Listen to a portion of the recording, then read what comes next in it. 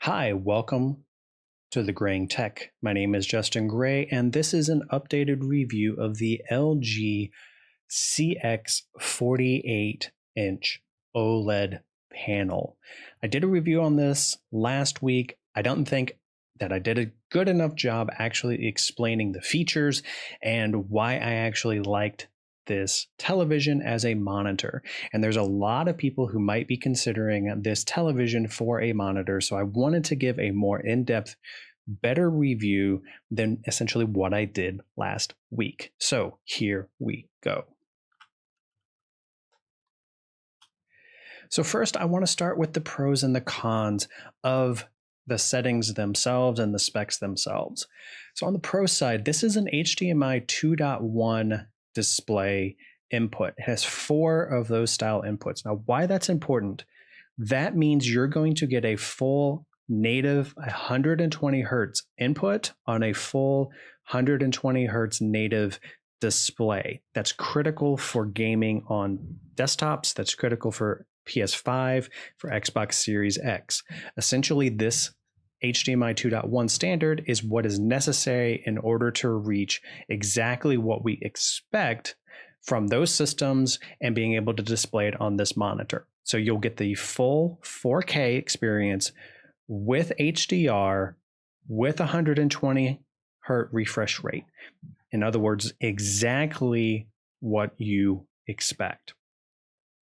This does support NVIDIA's GSync technology. It supports AMD's Freesync technology, which is basically variable refresh rate. So as things are scaling up and down with the GPU and the number of frames that it's actually rendering, this television will stay in line with that fluctuations, which means you will not have screen tearing and jaggies and the lag that is traditional without that technology is very difficult to actually see, which is ideal for playing games.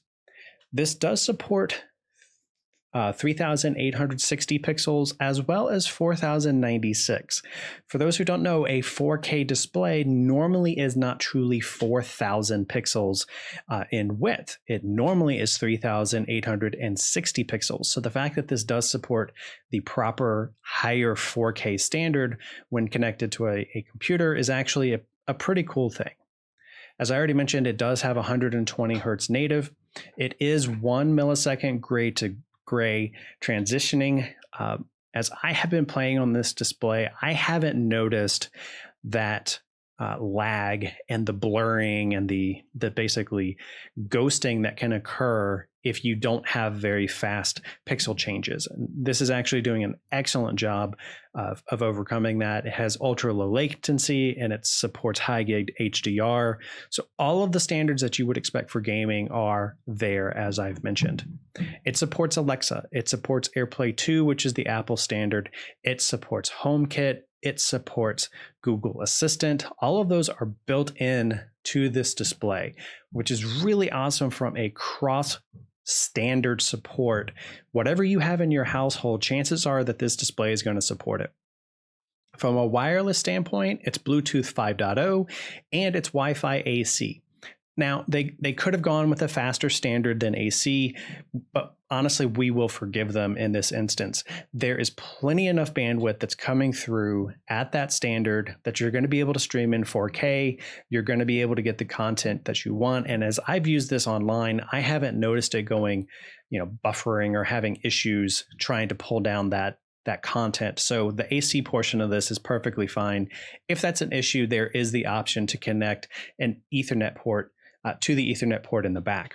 It also supports Dolby Atmos internal into the display itself, which means it has the proper processing and pass-through capabilities. Now jumping over to the con side. So this does have a 1.1 meter viewing distance. For those who are stateside, that's roughly 4 feet. So you do have to sit back from this display in order to fully be able to use it. You probably are also going to have to change the DPI settings and the app size settings in Windows in order to fully be able to see at this distance as well. So there are some cons from having a monitor exactly this big. OLED burn-in will be an issue. No matter what technology they put in place, you have to be cognizant of not leaving your taskbar, not leaving content that's very static up for long periods of time. Now, by long periods of time, I'm not talking about a few minutes or a few hours. I'm talking days and days on end, the same content, never turning the screen off, never letting the pixels refresh. That's what's going to cause burn-in. Your day-to-day use, as long as you are actually using it for different pieces of content, you really shouldn't notice any burn-in under normal usage. Even though it has HDMI 2.1, it's not the full standard. The full standard is 48 gigabits per second, or gigabytes, one of those two. But instead, it has 40. Now, that's not really going to be an issue because it's still capable of the 120 hertz, the HDR. It's capable of the full 4K display. I believe the one limitation there is because it can't do 10-bit. So it wouldn't be able to do 10-bit over all of those other things. So that's where the one drawback would come in. But that's a drawback that I think most of us are willing to give up in order to have the gaming experience that we're expecting. It is VESA 300 by 200. Now, this does cause some issues when it comes to mounting. Now, I'll go into that a little bit later on, but that does present a challenge in trying to get such a big screen on a desk. It is a hefty screen as well. 14.8 kilograms. That's roughly 32.8 pounds. So this is a heavy display. You have to have a good desk in order to be able to support this. You need a good mount if you are going to physically connect it to the desk. And it's also a big display, right? So it's over 1 meter in length. It is 617 millimeters tall, but it's extremely thin as well. That's roughly 42.2 inches, 24.3 inches, and 1.8 inches in thickness. So it is a good sized display, and you need to make sure that your setup has the proper height adjustment so that you are able to get your eye level at least comfortably positioned on the display in order to fully take advantage of it. So that is the pros and cons list. Let's jump over to what I had to do in order to get this actually a comfortable experience on a day-to-day basis as a PC monitor.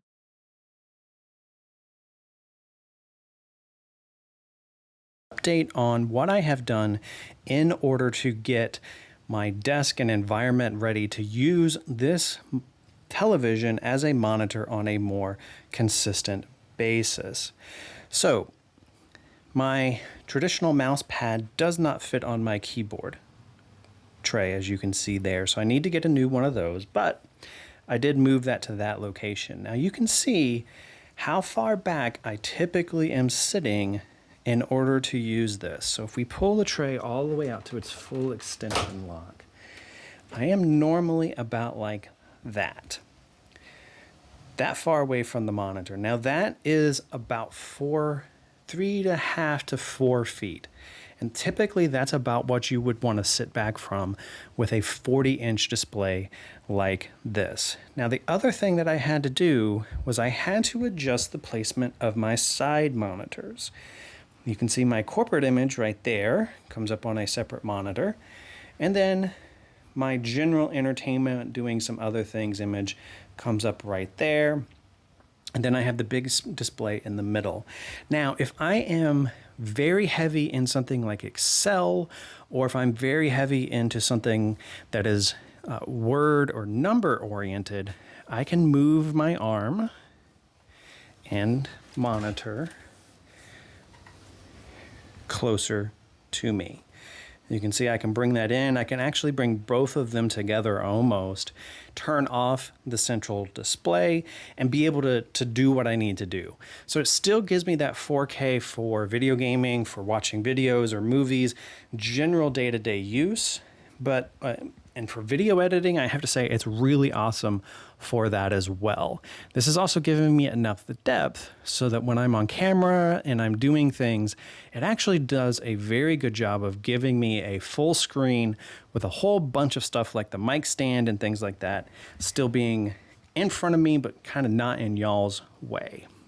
Now, one thing that I definitely have to do, you can see my taskbar is located on the right. I don't have any icons on that the main screen itself. So I do have to use the right monitor as my taskbar and general task switching monitor, which can come into an issue when you are doing things related to playing games, because sometimes the games like to go up on the main display itself. In order to get around that, you simply drag the taskbar from the main monitor, which is the 4K in this instance, to the side monitor, and it'll just stick there. Every time the main monitor goes off, though, the taskbar will essentially reset and show back up on the main monitor. It's a minor annoyance, but it is something that I do have to deal with. So as you can see, the keyboard tray actually gave me good amount of distance, and I'm relatively happy with how that turned out. Now, another thing that I want to be able to show you guys, and I'm hoping I'm not going to blind you as I'm doing this. All right. So right here is a 4K HDMI 2.1 cable.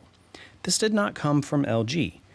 That's kind of crappy in my opinion on their part, because you need a higher end cable in order to get the full 120 Hertz out of this display if you're hooking it up to a monitor. Not providing at least one cable like that is kind of crappy, just going to say. Now, another thing while we're back here, that is what happens when they use a slightly different standard than a computer monitor. So this stand is specifically built for televisions to be used on a desk, but because this is a 300 by 200 VESA display and not the standard 300 by 300, it didn't quite fit. So I had to slightly adjust how I used it. You can see here, I only have one screw holding the arm up. Now I could have put a second screw in right here, drilled a hole, and did everything that I needed to do that way. Decided it wasn't necessary. Decided that this one was holding enough weight and these other two were holding enough that I didn't want to go that route. But something that you might want to consider if you are looking at a display like this. The other thing that I had to do is add in extra holes. So I tried to get it even lower, you can see. That didn't work. I didn't measure properly. But I was able to get another hole basically drilled through all of this to align with the mount so I could get the monitor as low as I possibly could. That was necessary just simply in order to get the height right between the desk, where I sit, the monitor, and where my eye line is. That was something that I definitely wanted to make sure I had properly dialed in. Okay, trying to avoid blinding you guys again. There we go. Now for somebody who wants to critique my cable management, I do know it's not necessarily as pretty as it possibly could be. I might actually put in a shelf bracket that'll hide this, but considering this is 3 displays, 4 lights, 2 computer systems, 2 Ethernet cables, numerous power supplies, I don't think it actually looks too bad. But, you know, to each his own. Now, the last thing I want to talk about is how you can divide this screen itself. There are a few applications, and I will put them up on the screen here, that help you divide this space. I would highly recommend looking into at least one of these. I've tried Max 2. I have tried the Power Toys. That's a Microsoft product. There is a couple other ones that will allow you to divide the screen into different segments. So Divi is another one, and Screen Split is the last one. So take a look at one of those. What that's going to allow you to do is actually divide this big old screen into something that's a little more usable for your eyes. You'll be able to put the browser, you'll be able to put things like Premiere or Photoshop kind of in the lower quadrant, and then if you're just listening to music or doing something background-wise, you could put that in the top quadrant. That's exactly how I normally have this screen divided, is kind of a work productivity on the bottom, which is a little bit more natural for my eyes, and then that top portion is just entertainment, typically background entertainment. So that's how I have adjusted the settings and adjusted the items in order to make this monitor fit my life. You can also see the webcam sitting up there. I do have that pointed down most of the time. It does work a little bit better when I stand, and thankfully I do have a standing desk. But ultimately that webcam is having to really point down in order for people to see me when I need to basically attend a meeting, or even when I'm doing some live streaming content. And it does give you a weird angle, to be honest.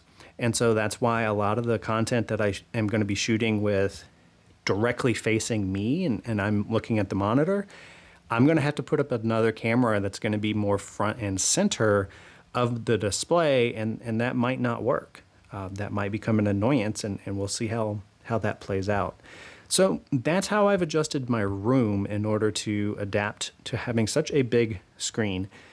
But the trade-offs I really feel are worth it, and just having that OLED picture whenever I'm gaming or watching content, or even that extra real estate space that this does provide, it does really, really come in handy.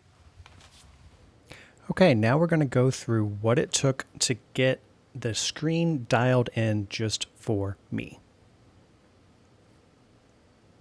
This is how I've dialed it in. Now, this is always going to be personal preference, but at the same time, this is what I liked. So this is how essentially I programmed these things up. Now, I won't use the floating mouse cursor for the majority of this shot. It's just sometimes easier that way. So you'll see that there are a variety of different picture modes. I went with game simply because that's what I was going to be doing the most with this. Now you have some other options as well.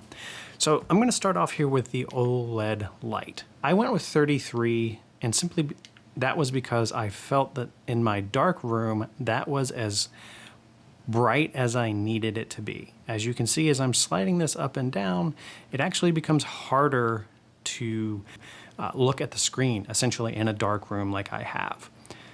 Next, for contrast, I went with 80. I wanted a decent bit of contrast. This was also what RT Ratings recommended. Brightness relatively high. So I have a good amount of light coming in the display, but a low actual luminance coming from that OLED light itself. Sharpness, I don't particularly care for sharpness. To me, it looks artificial. It doesn't look as good as a true picture quality image should. So I, generally speaking, want sharpness as low as I possibly can get it. Color, I felt the color accuracy here was pretty good. I think I went with the RT Ratings here as well. So I went with 55. And tint, I didn't mess around with. Advanced controls, honestly, I turned the majority of this stuff off. I do not like kind of artificial processing going on with the image. I'm going to do everything at the computer level. I do not need the television trying to think through what it should or should not be doing. So I turned most of this off, with the exception here of the color gambit, which actually I could probably specify as well. The gamma, I went with 2.5. White balance, I went with warm. I prefer a warmer light balance, color balance, sorry, compared to some other images. The true version of this that RT Ratings recommends, I think, is 6500K. I don't like that color spectrum. I do prefer the warmer tone, and yes, I'm willing to sacrifice the color accuracy in order to get that warmer tone. Color management, I really didn't mess around with at all.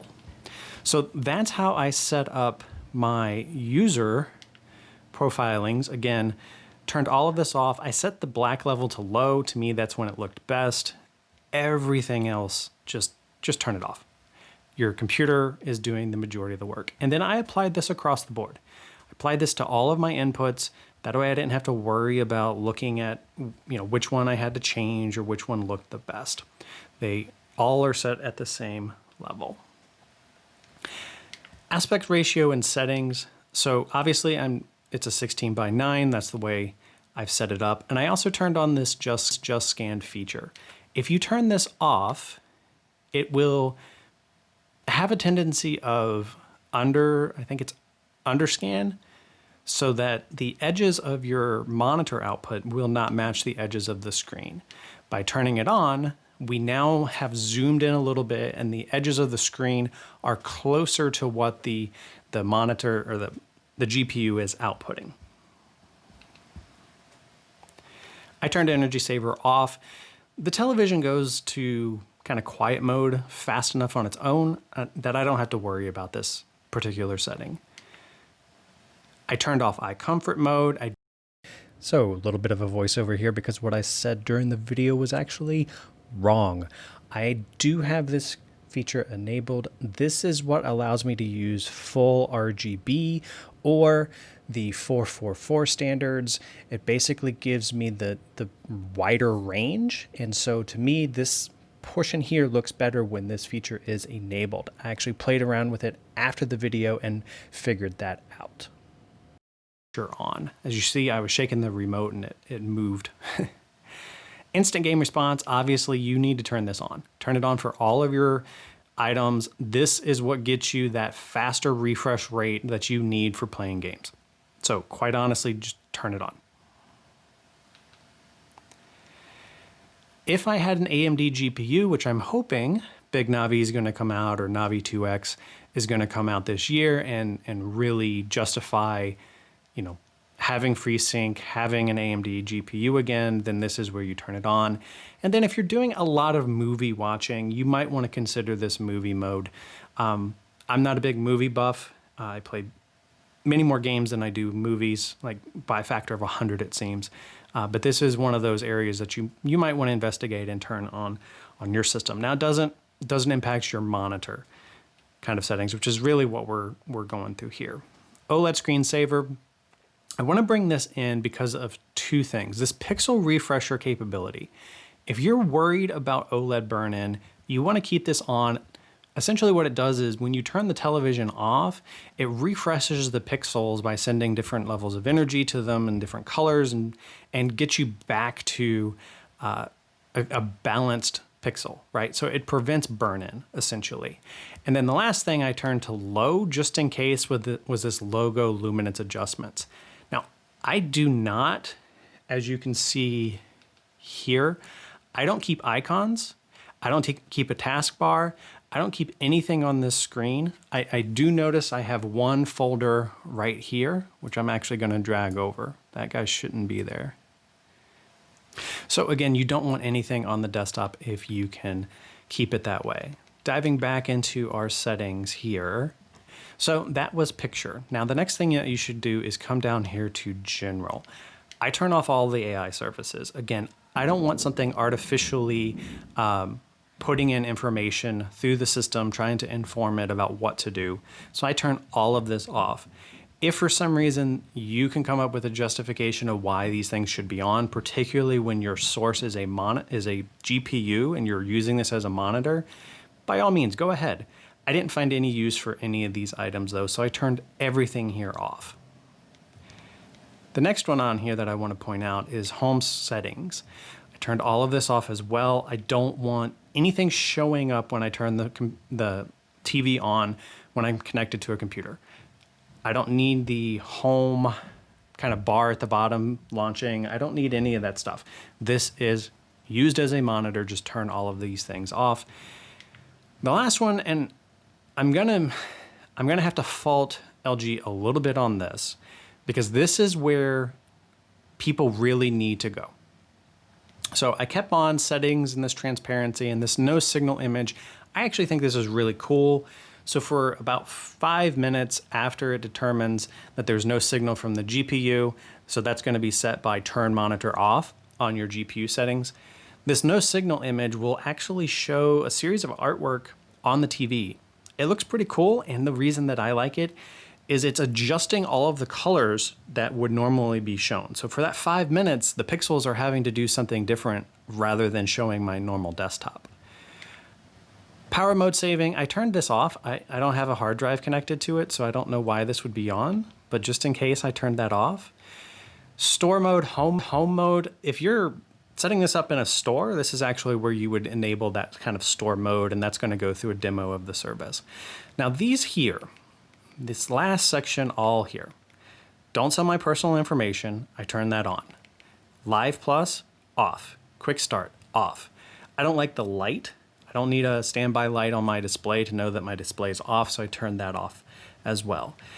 These deal with advertisements and personalizations and extra content that, quite honestly, I didn't want being shown. So I turned all of that off. And then advertisement here, I turned on limit track my ad tracking. So essentially, I turned off all of the things that might give them some way to target me for advertisements, target me for additional processing, for AI, for ML.